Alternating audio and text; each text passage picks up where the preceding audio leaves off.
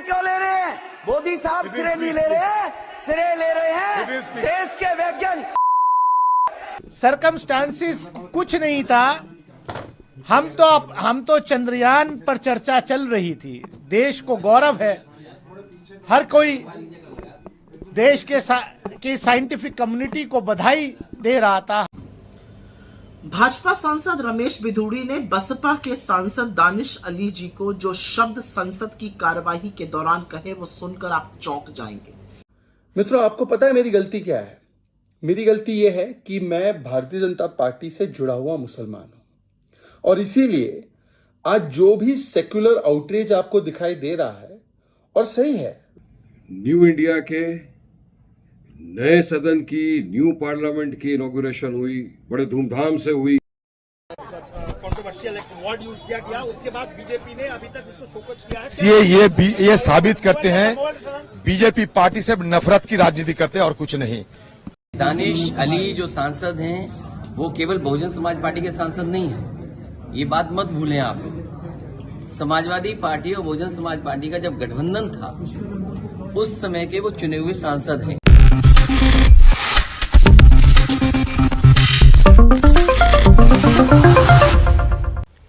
Next 9 news में आपका बहुत बहुत स्वागत है। मैं हूं आपके साथ अबरारुल हक रहमान। दर्शकों, कल जो संसद के भीतर हुआ वो पार्लियामेंट्री इतिहास में कभी नहीं। और दरअसल इस बयान के देने के बाद जो रमेश बिधूड़ी ने दानिश अली को लेकर के कुछ ऐसे अब शब्द कहे जिस पर अब जो है राजनीति पूरी तरीके से गर्माती चली जाए। दरअसल इस बयान को देना क्या पूरी तरीके से सुनियोजित था?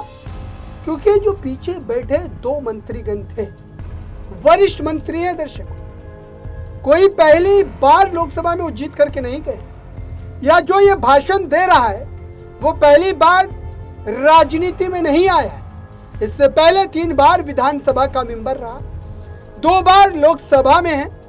तो जाहिर सी बात है कि इसको लेकर सवाल पूछे जाएंगे कि लोकसभा के चेयरपर्सन अध्यक्ष ओम बिरला ने इस पर मात्र नाराजगी जता करके ही क्यों छोड़ दिया, और भारतीय जनता पार्टी ने तत्काल रूप से पार्टी से बर्खास्त करने के बजाय 15 दिन का कारण बताओ नोटिस देकर पल्ला झाड़ा। अब इस पर विपक्षी नेता और तमाम बड़े दल के जो चेहरे हैं उनका क्या कहना है, बारी बारी से समझिए। सबसे पहले आप उस बयान को सुनिए जिसके बाद ये राजनीतिक उबाल जो है इस वक्त पूरे देश में देखने को मिल रहा है। सुनिए रमेश बिधूड़ी ने किन शब्दों का इस्तेमाल किया। क्यों ले रहे हैं? मोदी साहब श्रेय नहीं ले रहे, श्रेय ले रहे हैं देश के वैज्ञानिक।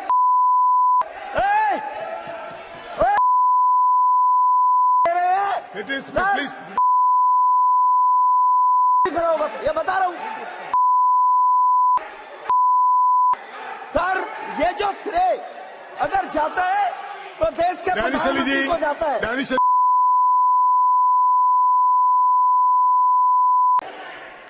सर, अभी मैं बताना चाहता हूं, अधीर रंजन जी अभी शोर मचा रहे थे, लिस्ट पढ़ रहे थे। उस लिस्ट में अधीर रंजन जी जब लिस्ट पढ़ रहे थे 1975 से लेकर अभी तक If anything wrong, अभी रोज पढ़ रहे थे सर। इसरो ने Please, you take your seat. 1975 से अब तक 52%। तो आपने सुना दर्शकों, रमेश बिधूड़ी ये बात कह रहे थे और चेयर पर बैठे वो सज्जन इसके अगेंस्ट में, इसके खिलाफ किसी भी तरीके से रोक टोक नहीं कर रहे। और दरअसल इसको लेकर के सवाल खड़े हो और ये कहा जा रहा है कि दानिश अली ने कई इंटरव्यूज में जिस ढंग से अपने पक्ष को रखा है ये काफी ज्यादा हैरान करने वाला। उन्होंने हालांकि ये भी बात कही कि अगर इस पर कोई कड़ी कार्रवाई नहीं होगी तो वो अपनी सांसदी भी छोड़ सकते। बीएसपी से सांसद दानिश अली के खिलाफ दिए गए इस बयान को लेकर उन्होंने खुद अपनी ज़बानी कैसे इस पूरे दास्तान को बयान किया है, देखिए इस खास। तो धमकियां बहुत बार नेताओं ने, इनके मंत्रियों ने, सबने दी हैं, लेकिन ये सोचना पड़ेगा कि हम इस देश को अमृत काल में किस तरफ ले जा रहे हैं। आप तो बड़े सॉफ्ट स्पोकन हैं, कैसे हो गया? सरकमस्टांसेस क्या बना था जो कि आप वहां थे मौजूद? सरकमस्टांसेस कुछ नहीं था। हम तो चंद्रयान पर चर्चा चल रही थी। देश को गौरव है, हर कोई देश की साइंटिफिक कम्युनिटी को बधाई दे रहा था। हमने भी पार्टिसिपेट किया। जब बीजेपी के सांसद रमेश बिधूड़ी जी बोलने को खड़े हुए तो उन्होंने अपने भाषण की शुरुआत में कुछ ऐसे अल्फाज यूज किए, खास तौर से आदरणीय प्रधानमंत्री जी के बारे में। दर्शकों, इस बात को कहते हुए, अपनी आप बीती को सुनाते हुए दानिश अली कई बार जो है भावनात्मक भी हो जाते हैं। लेकिन सवाल यह है कि बहुजन समाज पार्टी के इंडिया गठबंधन में न होने के बावजूद भी जिस ढंग से विपक्ष के तमाम बड़े चेहरे इस वक्त दानिश अली के साथ खड़े हैं, बीएसपी के साथ खड़े हैं, तो जाहिर सी बात है कि अब इस पर यह कहा जा रहा है क्या इंडिया गठबंधन में मायावती की भी जो एक तरीके से आने की उम्मीद जताई जा रही थी वो देखने को मिलेगी। लेकिन इससे पहले कांग्रेस पार्टी की कद्दावर प्रवक्ता सुप्रिया श्रीनेत के इस बयान को आप देखिए और सुनिए, समझिए कि इंडिया गठबंधन में आने की जो कवायद है मायावती की दानिश अली के माध्यम से, क्योंकि इससे पहले भी दानिश अली की मुलाकात हो चुकी है इंडिया गठबंधन के कई नेताओं के साथ, और दरअसल राहुल गांधी भी मिलने गए कल। तो इस पूरे मुद्दे को लेकर के अब जो सुप्रिया श्रीनेत ने बयान दिया है रमेश बिधूड़ी के इस बयान को लेकर, वो एक बार आप जरूर सुनिए। भाजपा सांसद रमेश बिधूड़ी ने बसपा के सांसद दानिश अली जी को जो शब्द संसद की कार्यवाही के दौरान कहे वो सुनकर आप चौंक जाएंगे। उग्रवादी और आतंकवादी तो उसमें शायद सबसे शालीन शब्द था। उनको मुल्ला, भड़वा, कटुआ ऐसे शब्दों से संबोधित किया गया और ये बिल्कुल साफ था कि ये शब्द सिर्फ दानिश अली को नहीं, उस पूरे समुदाय के आधार पर कहे जा रहे थे जहां से वो आते हैं। दो आपत्तिजनक बातें थी। जब रमेश बिधूड़ी ये सब बोल रहे थे तो उनके साथ रविशंकर प्रसाद और डॉक्टर हर्षवर्धन ऐसे अट्टहास लगा रहे थे मानो क्या गजब का चुटकुला सुनाया हो रमेश बिधूड़ी ने। और दूसरी बड़ी आपत्ति यह है कि एक सांसद को दूसरे सांसद ने वो शब्द कहे जो सड़क पर लड़ते हुए लफंगे भी एक दूसरे को ना कहें, और सभापति महोदय ने, लोकसभा के स्पीकर ने सिर्फ चेतावनी देकर छोड़ दी। तो आपने सुना दर्शकों, रमेश बिधूड़ी के इस बयान को कोई भी जस्टिफाई नहीं कर रहा, कोई भी सही नहीं बता रहा, क्योंकि पार्लियामेंट की नई इमारत में अगर इस ढंग से आप किसी चुने हुए सांसद को अपमानित करेंगे, पूरे कौम को गाली देंगे, तो इसकी जवाबदेही तय करनी पड़ेगी दर्शक। यह आपको तय करना पड़ेगा, ये बताना पड़ेगा जनता को कि क्या ये सोची समझी साजिश है, क्या ये इतना हल्कापन है कि जो असंसदीय भाषा भी आप नहीं कह सकते दर्शक। ये असंसदीय भाषा नहीं, ये अपमानजनक है, किसी को ठेस पहुंचाने वाली बात है, किसी के धर्म पर जानबूझ करके इस तरीके से आघात करने वाली बात है। और अब इसको लेकर के भाजपा के प्रवक्ता शहजाद पूनावाला कैसे इसको कंपेयर कर रहे हैं, किससे कंपेयर कर रहे हैं?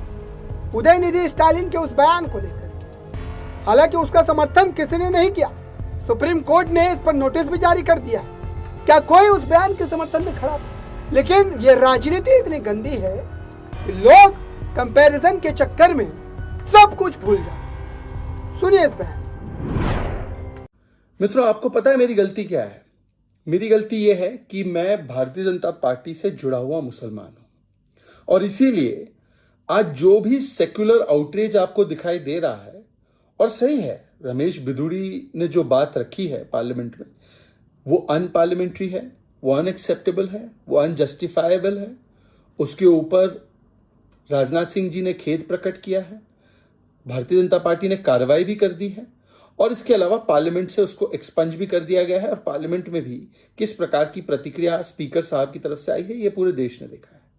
परंतु समझ में नहीं आता कि जब किसी को उग्रवादी कहा जाता है और उस पर पूरा इंडी गठबंधन और उनका पूरा लुटियंस इकोसिस्टम आउटरीच करता है, तो जब किसी को मुजाहिदीन कहा जाता है उसी इंडी गठबंधन के द्वारा, तब ये लुटियंस का आउटरीच कहां चला जाता है।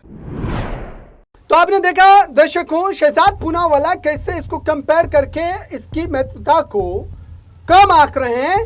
हालांकि वो ये तो कह रहे हैं कि ये बात गलत है, लेकिन फौरन ही इसको कंपेयर कर देते हैं।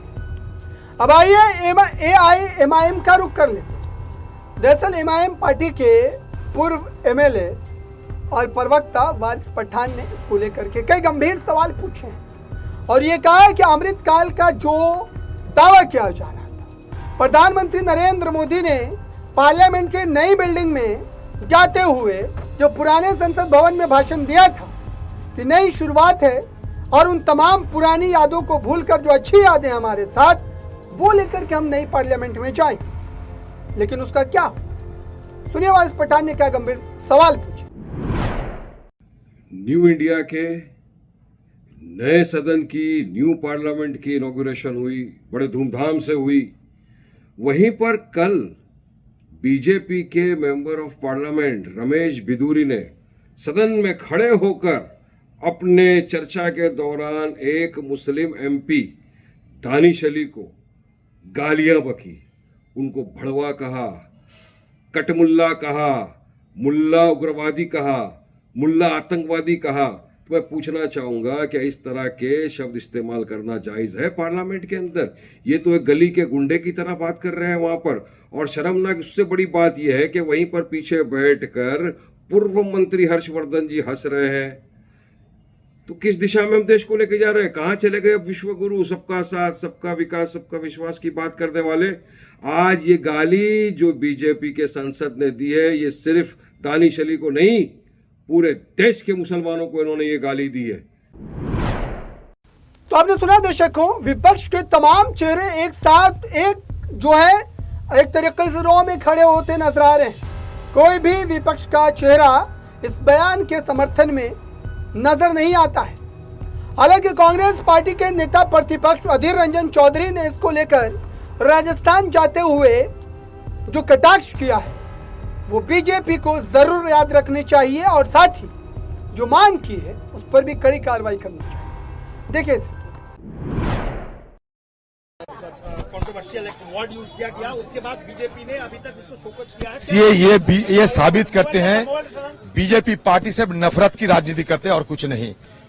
और ये मोदी जी और साथ साथ उसके सारे सरकार और नया संसद भवन को लेकर जिस तरीके से बाबा करने का प्रयास किए थे, उसके पीछे क्या है, उनकी असलियत क्या है, उनकी मकसद क्या है, ये साबित हो जाते हैं। जहां हम कानून बनाते हैं हुई जगह पे हमारे एक चुनावी नुमाइंदे पे जिस तरीके से गाली गलौज किए जा रहे थे, जिसको कह रहे थे कि ये भरुआ है, मुल्ला है, ये क्या दर्शाता है?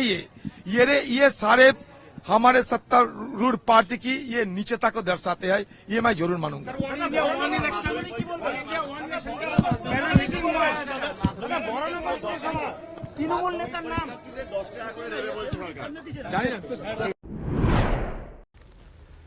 तो आपने सुना दर्शकों अधीर रंजन चौधरी को।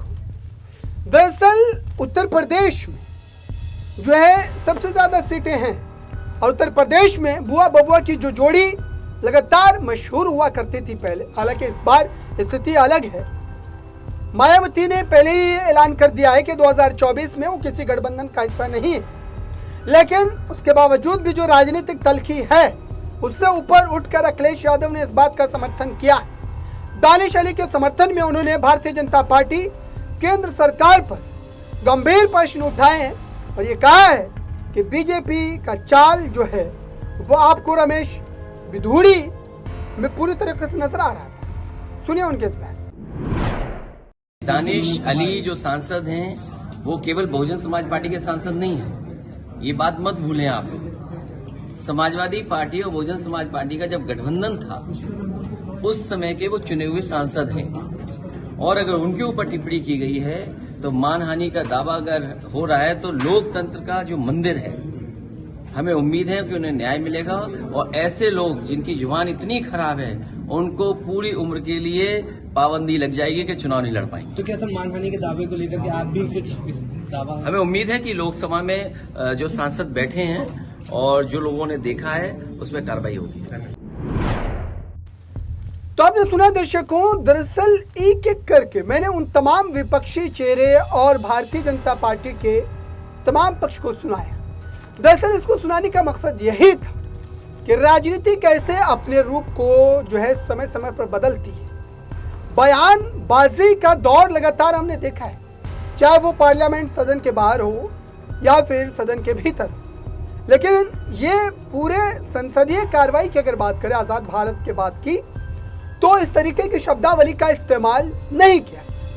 जो लगातार संसद की कार्रवाई को कवर करते रहे हैं कई वरिष्ठ जो पत्रकार हैं, उन्होंने भी इस बात का खंडन करते हुए अपने एक्सपीरियंस को जाहिर करके बताया कि ये जो शब्दावली इस्तेमाल की गई, हालांकि असंसदीय भाषा 4-5 हज़ार शब्द हैं असंसदीय भाषा की जो डिक्शनरी में लिखी हुई, लेकिन ये असंसदीय भाषा नहीं।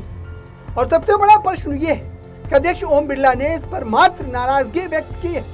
ये एक बड़ा सवाल। आप सोचिए कि नई संसद जो बनी है ये कई वर्षों तक चलेगी, कई दशकों तक चलेगी, तो क्या इतिहास में ये दर्ज किया जाएगा कि पहली बार जब इस नई संसद में विशेष सत्र बुलाया गया था तो उन 75-76 साल के उस पार्लियामेंट्री इतिहास में कभी ऐसे शब्द का इस्तेमाल नहीं हुआ जो कि इस नई संसद में सबसे पहले विशेष सत्र में इस्तेमाल किया गया। और किसके द्वारा? भारतीय जनता पार्टी के सांसद के द्वारा। अब यह सरकार को तय करना है कि सरकार की कथनी और करनी में कितना अंतर है। सबका साथ सबका विकास के नारे को लेकर लगातार प्रधानमंत्री नरेंद्र मोदी बड़े मंचों से ये बात कहते हैं, लेकिन आज इस बात को साबित करने की जरूरत, हालांकि भारतीय जनता पार्टी ने कल बताओ नोटिस जरूर जारी कर दिया है, लेकिन ये किसी भी तरीके से जो है इस बात को लेकर के कहीं से भी मुनासिब नजर नहीं आता। अब इस खास रिपोर्ट,